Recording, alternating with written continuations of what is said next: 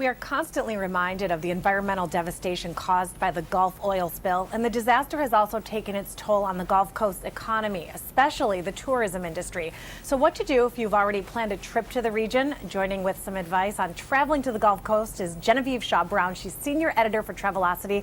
Genevieve, first of all, there has been a big shift in travel and pricing to the Gulf Coast, and there's a lot of misperceptions. So it's not a bad place to take a vacation right now. Not necessarily. I think, it's very important the travelers do their homework, but be reminded that there's 825 miles of coastline in Florida alone.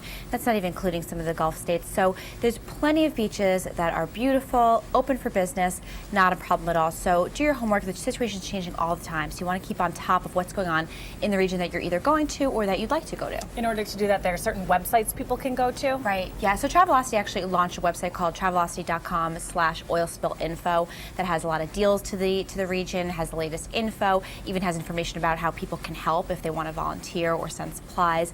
VisitFlorida.com is doing an excellent job of keeping people up to date on what's going on. They've got live Twitter feeds, webcams, daily videos. And outside of Florida, the local CVB is doing a really good job as well. They're really at the forefront. They really know what's going on. So right now, you would suggest families taking trips to the Gulf? I mean, certain beaches are just perfectly stunning right now. Right. I think the trick is that if you're planning to travel in the next few weeks, certainly it's a great place to go. The problem is we don't know what's going to happen in the long term, so you really got to keep your eye on it.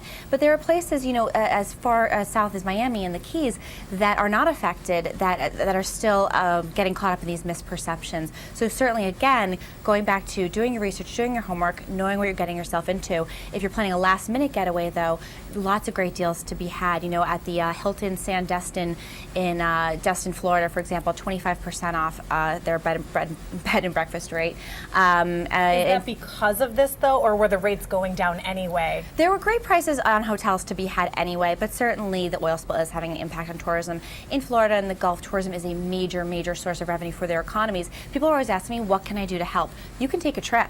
Those people really they want your money. The restaurants need it, the souvenir shops need it, the beaches are great in many instances. So, think about it. Yeah, you make a good point. If you want to help, you can help by making a trip. And I think that they're making it almost foolproof right now. Cancellation policies have been relaxed. Yes, can you talk about that? That's an excellent point. Hotels really want to encourage people to feel comfortable booking.